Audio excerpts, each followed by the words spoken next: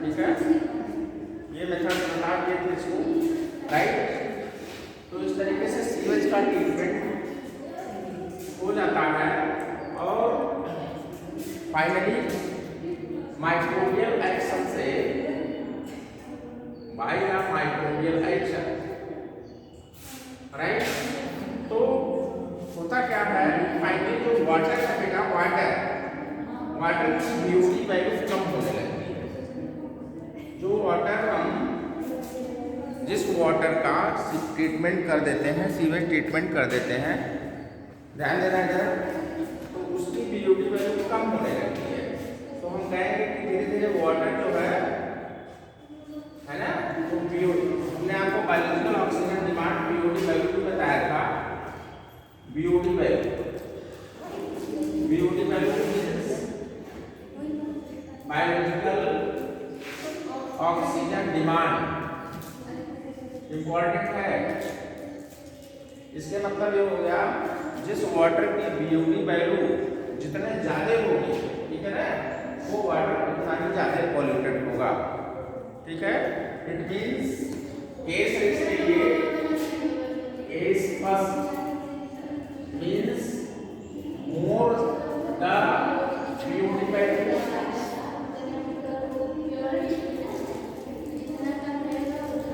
हाँ यस, ये क्वेश्चन आया है बेटा, इंपॉर्टेंट है। More BOD value, water is more polluted,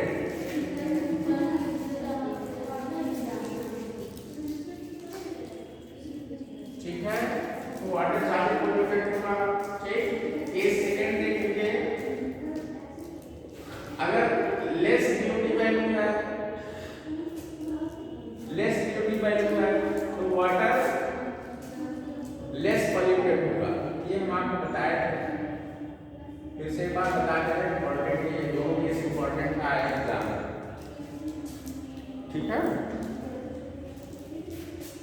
NCERT में तो देना है, किसी पास इंग्लिश वाले देना, ओके, मिल गया, राइट। तो इस तरीके से biological oxygen demand denotes the water quality, ठीक है, वाटर क्वालिटी को डिनोट करता है और ये बताता है कि कितना वाटर कितना पॉल्यूटेड है फाइनली, ठीक है।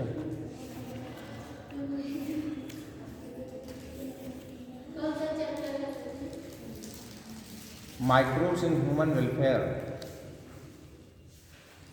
Your chapter is microbes in human welfare, okay.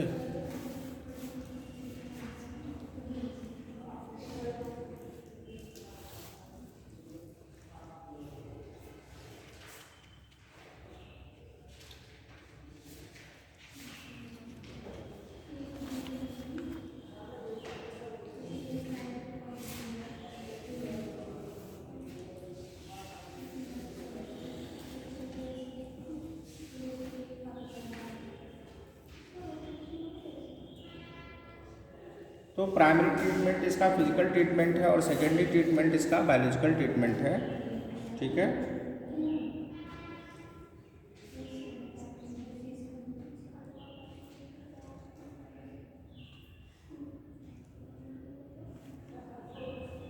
Now next है microbes in the production of biogas,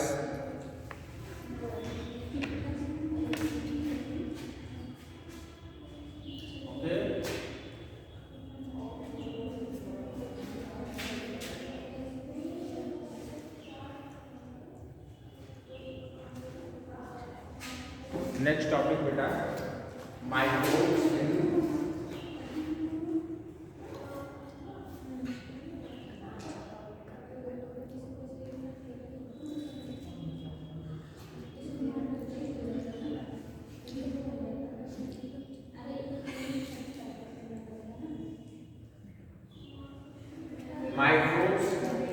production of biogas.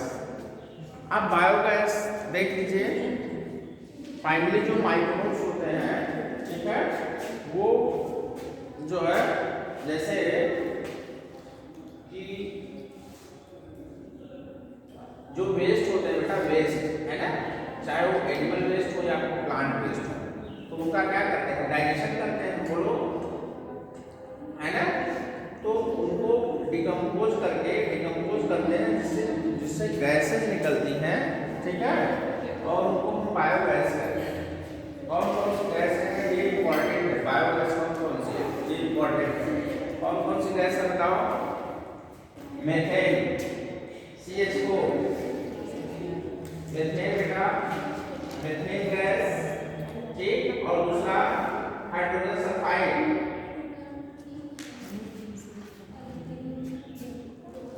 H2S, okay. और बोलिए carbon dioxide, CO2 gas.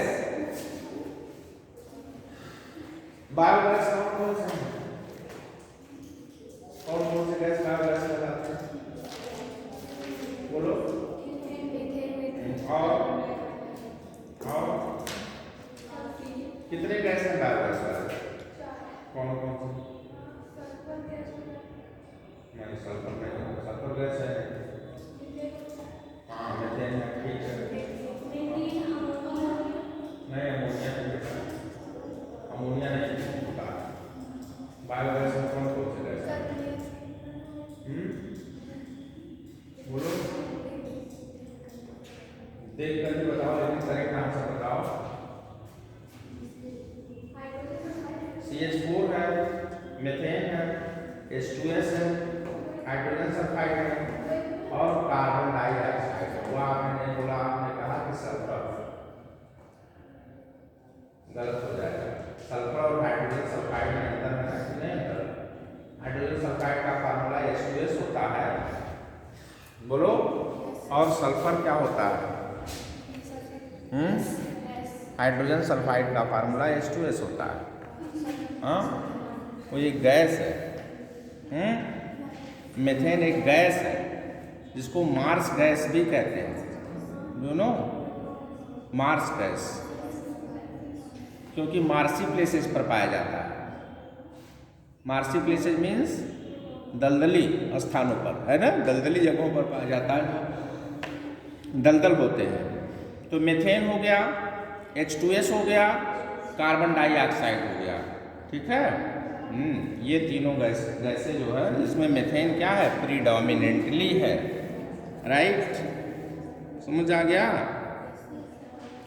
Biogas is a mixture of gases containing predominantly methane, okay, produced by the microbial activity and which may be used as fuel, जिसे हम fuel जैसा use करते हैं, fuel में use कर लेते हैं, है ना। गोबर गैस सुना होगा, जानती हो ना, यस, विलेज वगैरह में गोबर गैस का यूज कर लेते थे लाइटनिंग में, है ना, और उसको जलाने में, खाना बनाने में, कुकिंग में, ठीक है। कैसे करते थे, कहीं देखा है कि नहीं, प्रैक्टिकली आपने कहीं देखा है उसको कि गोबर गैस प्लांट कैसे बनता है या कैसे बना है, बोलो, देखा है बेटा।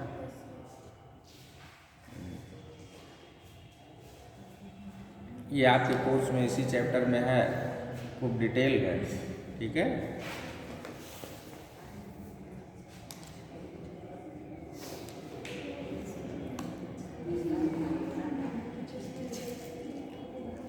सुनिए, देखिए इसको बुक में, you have learn the microbes produce the different types of gases, ठीक है, that is the end product during the growth and metabolism, ठीक। यानी जब माइक्रोब्स मेटाबॉलिज्म करते हैं, मेटाबॉलिज्म में during the metabolism they produce the different types of gases, right. The type of gas produce depend upon the microbes, okay, and the organic substances they utilise. अब देखिए कौन सा गैस प्रोड्यूस होगा, कौन सा गैस लिबरेट होगा, ये इस पर डिपेंड करता है कि किस सबस्ट्रेट को डिकम्पोज कर रहे हैं, ठीक है, किस सबस्ट्रेट का डिकम्पोजिशन हो रहा है, कौन सा सबस्ट्रेट है, सेलुलोज है ना, काउडंग है, ओके, या वेस्ट मटेरियल्स हैं, कौन से हैं, कह रहा है किस पर डिपेंड करता है कि कौन सी गैस रिलीज होगी। Okay, and they are decomposed by the microbes, right. समझ आ गया। In the example it is in the relation to fermentation of dough ना बेटा, cheese, okay, making and production of the beverages, right. ये हम आपको बता चुके हैं कि किस तरीके से फर्मेंटेशन प्रोसेस, एल्कोहलिक फर्मेंटेशन से ब्रिवरेजेस बनते हैं, ओके, इथेनॉल बनता है, ये बताया आपको।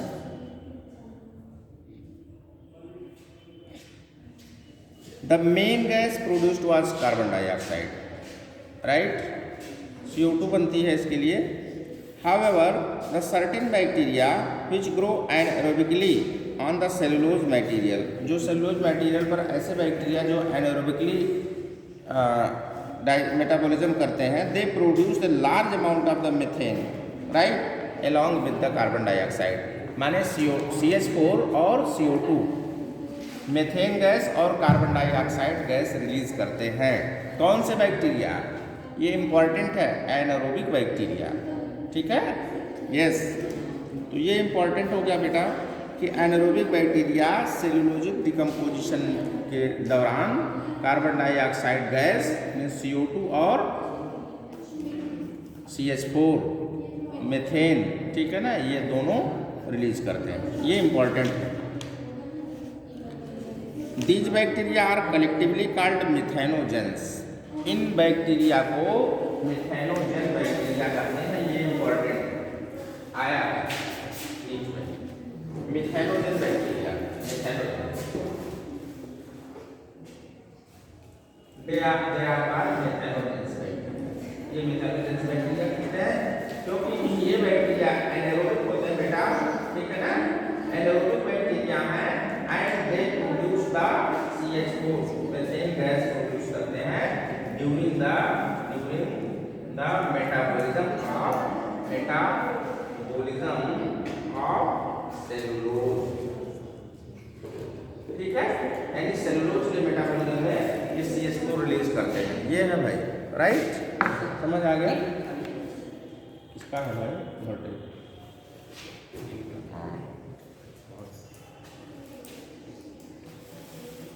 तो ऐसे बैक्टीरिया को मिथेनोजेंस कहते हैं बेटा, right. And one such common bacterium is Methanobacterium, ठीक है, मिथेनोबैक्टीरियम, इसका एग्जांपल दिया है, देख लीजिए, इंपॉर्टेंट है। These bacteria are commonly found in the anaerobic sludge, मैंने बताया कि एनारोबिक रिस्पायरेशन में ये होते हैं, तो कह रहे हैं कि इसको एनारोबिक स्लग कहते हैं, ओके। ड्यूरिंग द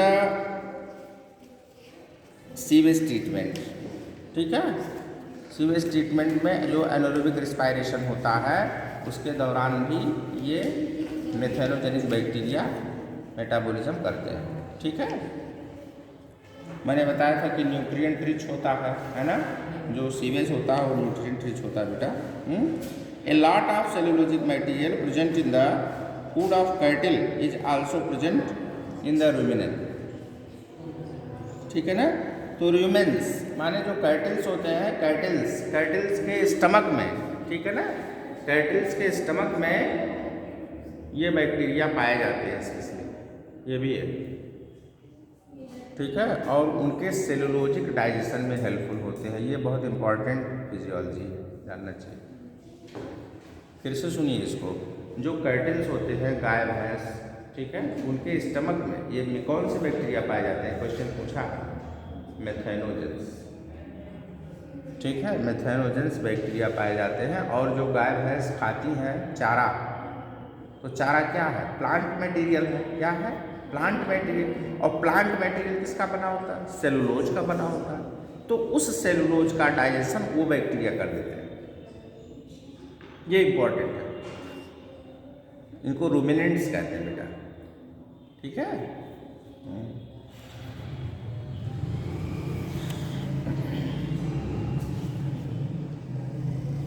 तो सेलुलोजिक मटेरियल को डाइजेस्ट करने में, ठीक है ना, कर सकते हैं ये जो बैक्टीरिया होते हैं, right, they are called methanogens.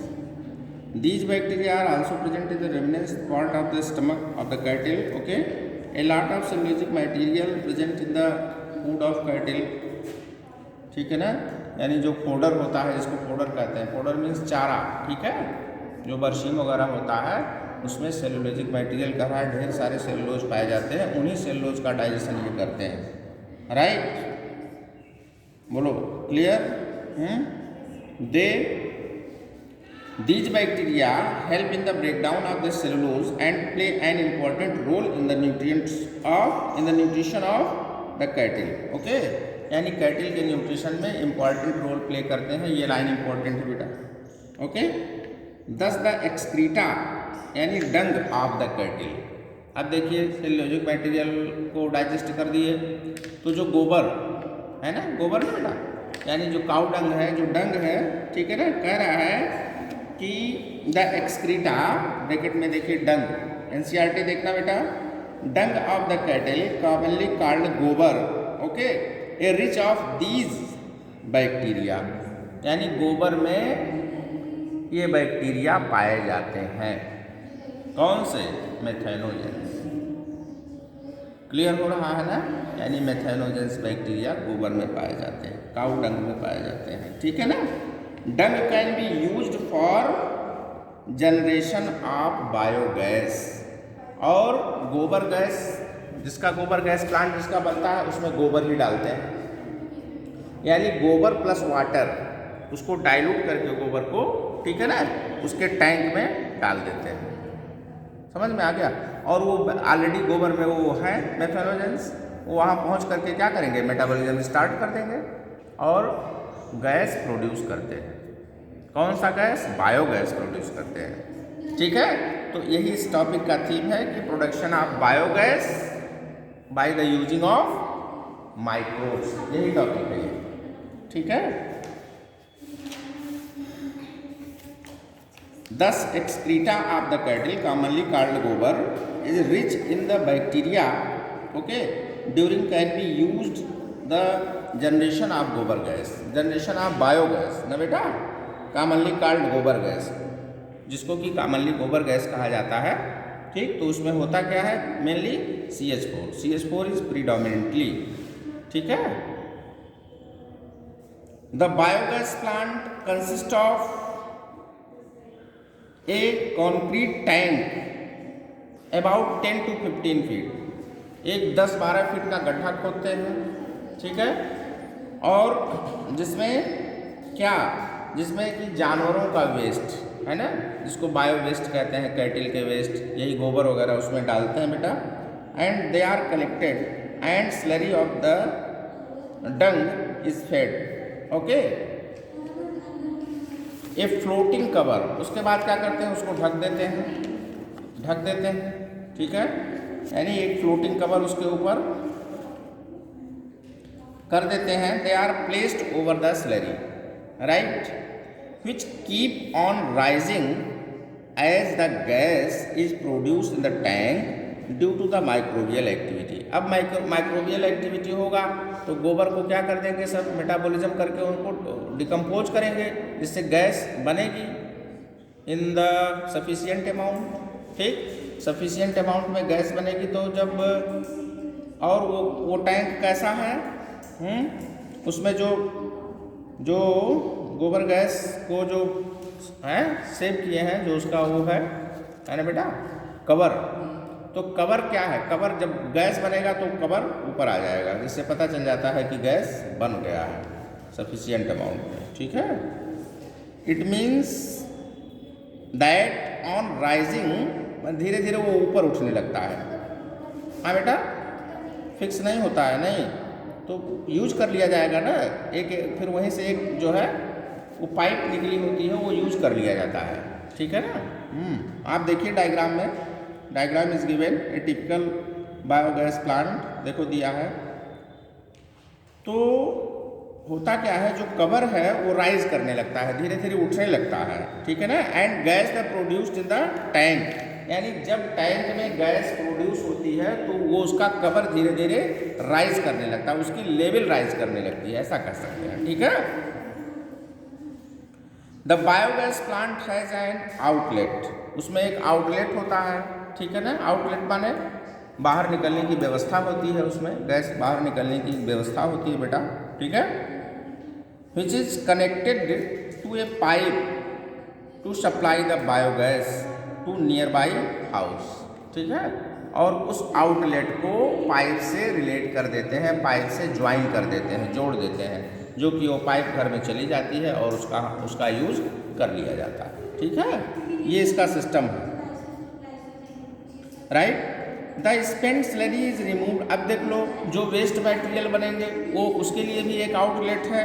ठीक है ना, स्लग्स वगैरह वो बाहर कर दिए जाते हैं और फर्टिलाइजर के रूप में यूज कर लिया जाता है। जो उसका वेस्ट जो होगा गैस, उससे बायोगैस निकाल लेने के बाद जो स्लरी बनती है, ठीक है, जो वेस्ट होता है उसको खेत में, राइट, हाँ, खाद के रूप में उसको यूज कर लेते हैं। तो ये है, इसके माने क्या, दो चीज़ें, दो प्रोडक्ट यहाँ बन रहे हैं। कौन कौन से, एक तो बायोगैस बना और दूसरा मैन्योर बन गया, खाद बन गई। ठीक है ना। तो इस तरीके से माइक्रोबियल एक्शन से बायोगैस का प्रोडक्शन और प्लस फर्टिलाइजर या मैन्योर का प्रोडक्शन कर लेते हैं, जो कि हमारे क्रॉप के लिए, ठीक है ना, होती है। ये है बेटा इसके लिए। तो cattle Dang is available in the large quantities in the rural area, है ना, गांव में ढेर सारा पर्याप्त गोबर मिल जाता है गांव में। And the cattles are used for variety of purpose. Okay, so biogas plant are more often built in the rural areas. The biogas thus produced is used for cooking and lighting. ठीक है ना, lightning और cooking में इसका use करते हैं। Right. The picture of biogas plant is shown in the figure. ठीक है, डायग्राम देख लीजिए, मैंने जो बताया उसमें कि नीचे जो टैंक होता है 10 से 15 फीट का एक टैंक होता है, उसके ऊपर एक, ठीक है, उसको कवर कर देते हैं। ठीक, उससे एक आउटलेट कनेक्ट कर दिया, आउटलेट से एक पाइप कनेक्ट कर दिया, पाइप को घर के अंदर ले जा सकते हैं, उसका यूज कर लेते हैं। ठीक है। जैसे ही गैस बनना शुरू होती है, वो जो कवर है, लिड है, जिसको ढक्कन कह सकते हैं, धीरे धीरे रेज करने लगता है उसकी, है ना, बढ़ेगा उसका लेवल, जिससे हम जान जाएंगे कि गैस पर्याप्त मात्रा में बन गया है। ठीक है। The technology of the biogas, ये क्वेश्चन इंपॉर्टेंट है बेटा। बायोगैस की जो बायोगैस प्रोडक्शन की जो टेक्नोलॉजी है, सबसे पहले कैसे और कहाँ से डेवलप हुई, ये इंपॉर्टेंट है, ये बहुत इंपॉर्टेंट क्वेश्चन है। The technology of biogas production was developed in the India mainly due to the effort of Indian agriculture research institute, IARI, Indian institute of agriculture research. ठीक है, इंडियन एग्रीकल्चर रिसर्च इंस्टीट्यूट से develop हुई। And the Khadi and village industries commission, okay, KVIC। If your school is situated in a village और near a village, okay, if would be very interesting to inquire if these are any biogas plant nearby. क्या लिखा है, लिखा है कि school वालों को एक विजिट कराना चाहिए बच्चों को, स्टूडेंट्स को, और बायोगैस अगर कहीं गांव में आसपास बना है तो उसको दिखाना चाहिए बच्चों को। ठीक है ना, मतलब क्या NCERT क्या कह रही है, NCERT कह रही है कि बच्चों को कभी टूर वगैरह ले जाइए तो इन सब चीज़ों को दिखाइए। ये बात समझ में आ रहा ना जी, बायोगैस प्लांट को दिखाइए ले जा करके, फिर वहाँ समझाइए, बताइए कि हाँ देखिए ये इसका पिट है, गड्ढा है, फिर यहाँ ये ढक्कन लगा है ना बेटा, और कैसे इस गैस की सप्लाई होती है। So these are important. बोलो, समझ आ गया। If your school is situated on a village और near the village, okay, if would be very interesting to inquire, okay, are any biogas plant nearby, visit the biogas plant and learn more about it from the people who are actually managing it. ठीक है, ये हो गया. Next topic है आपका microbes as bio control agent. इस topic का क्या मतलब है भाई? बायो कंट्रोल एजेंट का यानी बायोलॉजिकल कंट्रोल. ठीक है, यानी कैसे हम पेस्ट का कंट्रोल, जो पैथोजेंस होते हैं जो हमारे क्रॉप को नुकसान पहुंचाते हैं, उनको उनका कंट्रोल कैसे हम कर सकते हैं बायोलॉजिकल मेथड से. बोलिए, कोई इसके बारे में बताएगा? कुछ आइडिया है आप लोगों को? बोलो बेटा, कुछ आइडिया है तुम लोगों को? बायोलॉजिकल मेथड से कैसे हम कंट्रोल कर सकते हैं? तुम बताइए. इंपॉर्टेंट टॉपिक है. पेस्ट का जैसे जो पैथोजेंस होते हैं ना, हमारे क्रॉप को नुकसान पहुंचाते हैं, है ना, तो बायोलॉजिकल मेथड से कैसे पेस्टिसाइड का यूज करेंगे. समझना इसको बेटा, इस टॉपिक को समझना बहुत इंपॉर्टेंट है. ये कह रहा है कि भाई पेस्टिसाइड का यूज हम न करें, बायोलॉजिकल मेथड से कैसे हम ट्रीटमेंट कर सकते हैं, यानी pest control. It is a type of method of pest control. यह पेस्ट कंट्रोल करने की एक विधि है, लेकिन पेस्टिसाइड का यूज ना किया जाए. बोलो, क्योंकि पेस्टिसाइड क्या करते हैं? हमारे खेत को नुकसान पहुंचाते हैं भाई, वो हमारे हार्मफुल होते हैं और धीरे धीरे सॉइल को क्या कर देते हैं? खराब कर देते हैं. सॉइल की एसिडिटी को बढ़ा देंगे. बोलो, तो हम अगर केमिकल्स का यूज ना करें,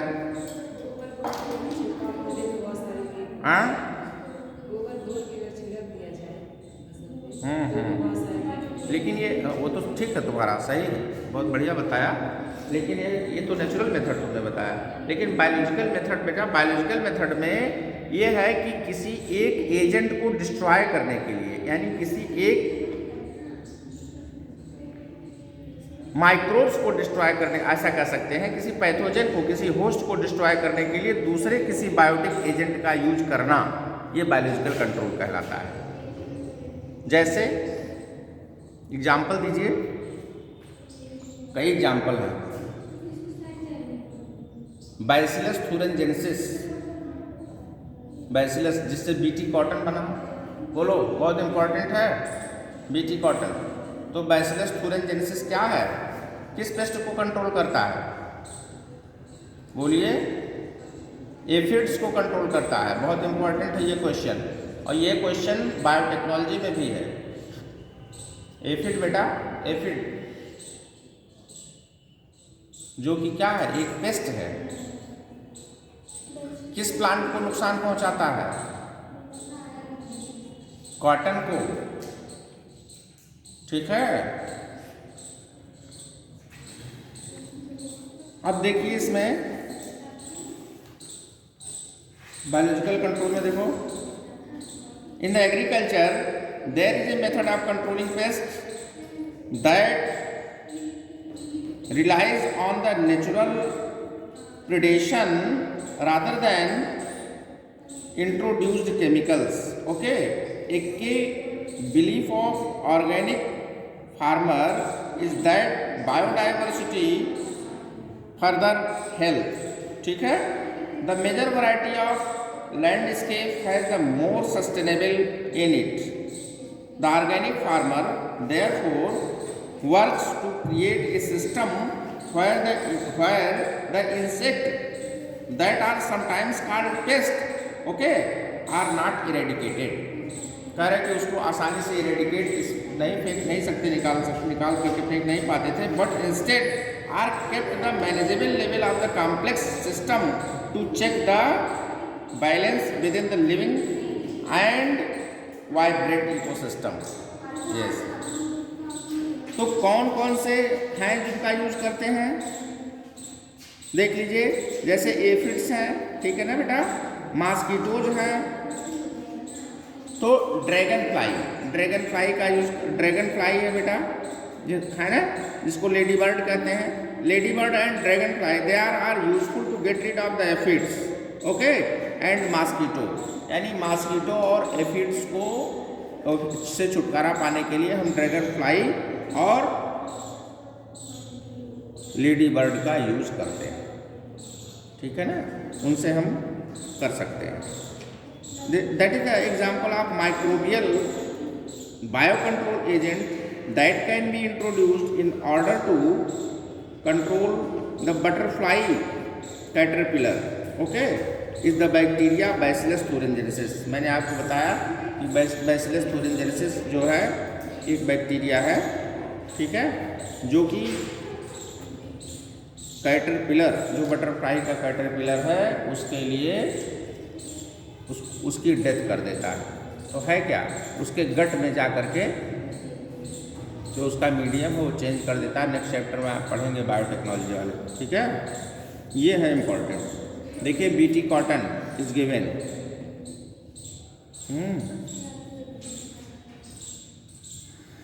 ये है बेटा।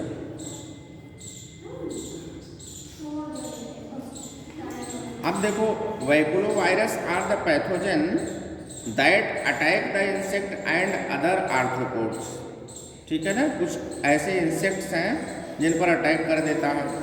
क्या है, the majority of baculoviruses used as biological control agent are in the genus nucleopolyhedrovirus, okay, these virus are excellent candidates for the species. तो है क्या, वायरसेस जो है स्पेसीज स्पेसिफिक होते हैं, ये केवल उसी पैथोजन को डिस्ट्रॉय करेंगे जो नुकसान पहुंचाते हैं, बाकी और कोई किसी प्लांट को या किसी एनिमल को नुकसान नहीं पहुंचाते, क्योंकि ये स्पेसीज स्पेसिफिक है। और कैसे हैं, नैरो स्पेक्ट्रम, ठीक है। तो दो क्वालिटी है इसकी, एक तो नैरो स्पेक्ट्रम होना और दूसरे स्पेसीज स्पेसिफिक होना, ठीक है। They have been shown to have no negative impact on the plant। किसी प्लांट पर कोई इनका नेगेटिव जो है इम्पैक्ट नहीं होता, ठीक है। And this is especially desirable when the beneficial insect are being conserved to aid an overall integrated pest management IPM program, okay, when an ecologically sensitive area is being treated, यानी किसी sensitive area में हम इनका use कर सकते हैं, ठीक है। तो ये हो गया बेटा microbes as bio control agent, किस तरीके से बायो कंट्रोल हम कर सकते हैं, ठीक है। Now next topic is microbes as bio fertiliser. Bio fertilisers में हम कैसे माइक्रोब्स का यूज करते हैं, कौन कौन से माइक्रोब्स का यूज करते हैं, तो बताइएगा। ये टॉपिक बताओ तुम लोग, इस टॉपिक से क्वेश्चन इंपॉर्टेंट है भाई। बायो फर्टिलाइजर में हम कौन कौन से माइक्रोब्स का यूज करते हैं, बोलिए। बायो फर्टिलाइजर में कौन कौन से माइक्रोब्स का हम यूज करते हैं, बता सकते हैं, बोलो बेटा। Microbes as a bio fertiliser, बहुत इंपॉर्टेंट टॉपिक है ये।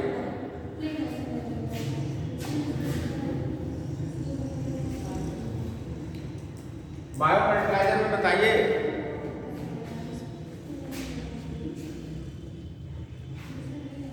बायो फर्टिलाइजर कौन कौन से हैं। पहला तो बैक्टीरिया हो गया, बोलो। बैक्टीरिया का यूज करते हैं as a bio fertiliser. Bacteria is used as a bio fertiliser. कौन कौन से बैक्टीरिया, नाम बताना, ये इंपॉर्टेंट है। तो पहला पॉइंट हो गया आपका, ये फर्स्ट है बेटा, bacteria as a bio fertiliser, ठीक। दूसरा, और कौन सा ऑर्गेनिज्म यूज किए जा सकते हैं बायो फर्टिलाइजर में, बोलना। फंजाई यूज कर सकते हैं। और तीसरा साइनोबैक्टीरिया।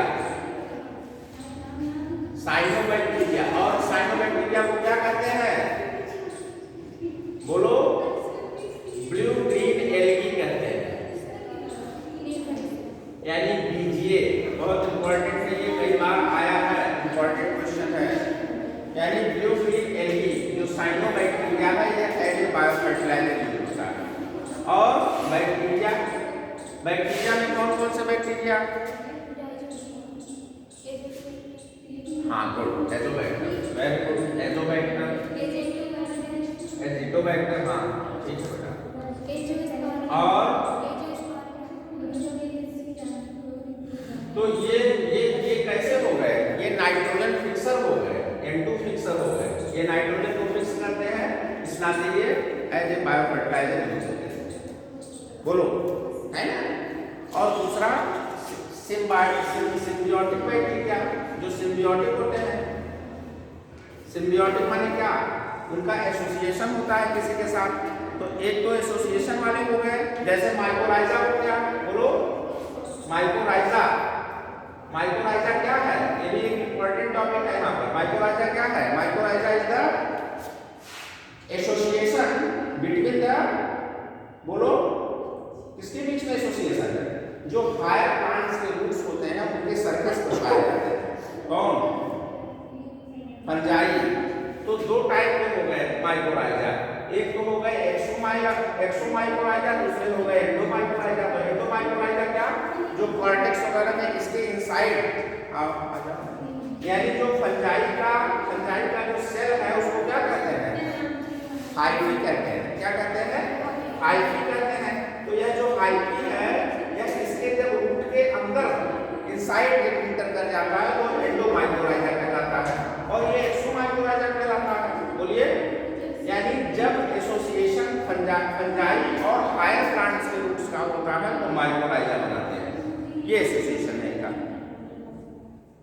तो ये भी इनके लिए न्यूट्रिएंट्स का मेटाबॉलिज्म करके इनको डाइजेस्टिव मटेरियल प्रोवाइड कर देते हैं, जिससे कि ये क्या है, फंजाई की बायो फर्टिलाइजर करे जाते हैं, ठीक है ना। और बैक्टीरिया में ये जो बैक्टीरिया नाइट्रोजन, तो ये हो गया क्या, ये हो गए फ्री नाइट्रोजन फिक्सर हो गए, बोलो ये फ्री N2 फिक्सर हो गए, है ना बेटा। माने ये फ्रीली ये नाइट्रोजन फिक्स करते हैं। और दूसरे टाइप के जो बैक्टीरिया हैं, जैसे राइजोबियम है, राइजोबियम लेग्यूमिनेशियम, तो ये क्या, लेग्यूमिनेसी फैमिली के प्लांट जो हैं, जो पल्स एंडिंग प्लांट हैं, उनके रूट्स में नोड्यूल्स है ना, नोड्यूल्स में नाइट्रोजन को फिक्स कर देता है। नाइट्रोजन फिक्सर है राइजोबियम, है ना। तो वो हो गए कौन से, सिम्बियोटिक बैक्टीरिया, यानी सिम्बियोटिक नाइट्रोजन फिक्सर हो गए। और ये कैसे हो गए, फ्री लिविंग नाइट्रोजन फिक्सर हो गए। और जो तुमने बताया अभी, एजोबैक्टर और एजिटोबैक्टर, ये नाइट्रोजन फिक्सर है, ये फ्री नाइट्रोजन फिक्सर है, और ये सिम्बियोटिक है। तो दोनों का पूछ लेता है एग्जाम्पल, बहुत इंपॉर्टेंट है।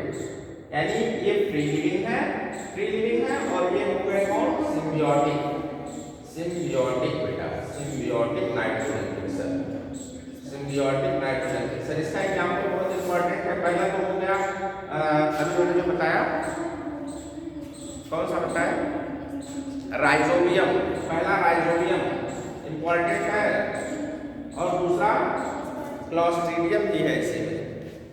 ये दोनों हो गए, ये इसके एग्जाम्पल है। फंजाई का ये दोनों हो गया, और साइनोबैक्टीरिया में ल्यूबिनिनेलिटी, जैसे नास्टाक हो गया, क्लोरेला हो गया, बोलिए और बोलो, जितने एनाबिना हो गया, गुड, जितने आपको एग्जाम्पल तैयार होगा उतने बढ़िया आप क्वेश्चन कर पाएंगे। इसमें से क्वेश्चन बहुत पूछता है, ठीक है ना। तो जैसे क्लोरेला हो गया, क्लोरेला बेटा, एनाबिना हो गया, और नास्टाक हो गया, नास्टाक बहुत इंपॉर्टेंट, कई बार पूछा है। तो इतने जो साइनोबैक्टीरिया भी होते हैं, ये सॉइल में मिक्स होकर के सॉइल की फर्टिलिटी को इंक्रीज कर देते हैं। So they are used as a bio fertiliser, ठीक है ना। So it is all about your this chapter. इस तरीके से आपका एक टॉपिक कंप्लीट हो गया, microbes as a bio fertilizer. तो microbes as a bio fertilizer ये हो गया, है ना बेटा। Microbes as a biological bio control agent, ये हो गए, राइट। और हाँ बेटा, हाँ बोलो, कौन सा, 115 genetic ratio of the dihybrid testosterone with the heterozygous at both loci। हाँ ठीक है। डाई हाइब्रिड टेस्ट क्लास का जो जीनोटाइपिक रेशियो है वो क्या है बताइए, डाई हाइब्रिड टेस्ट का। यही तो नहीं समझ में सिर्फ पढ़े थे बहुत भाई मोनो हाइब्रिड जो क्लास है, मोनो हाइब्रिड क्लास का, ठीक है ना, 1:3:1 हो गया, और इसका 9331 है, 9331 है, ठीक है। अभी कह रहा है कि genotypic ratio is dihybrid, लेकिन डाई हाइब्रिड टेस्ट क्लास की बात कर रहा हूँ, पहले ध्यान दो, टेस्ट क्लास की बात कर रहा हूँ। तो डाई हाइब्रिड जो टेस्ट क्लास है और उसका जेनेटिक रेशियो पूछ रहा है तो 1:1:1 है। इसमें देखो दो ऑप्शन दिया, दोनों कंफ्यूजन है, एक तो 1:1 दिया है केवल, और एक तो 1:1:1 4 बार दिया है, तो जो लास्ट वाला है ये सही है, इसमें 1:1:1 4 बार डाई हाइब्रिड आएगा तब, क्योंकि कह रहा है कि डिफरेंट सबसे क्रॉस करवाते हैं तो 4 इसके जीनोटाइप बनेंगे, ठीक है, हो गया, ठीक है सर, आ गए क्वेश्चन आ गया समझ में ना, हाँ वही है उसका आंसर, ठीक है।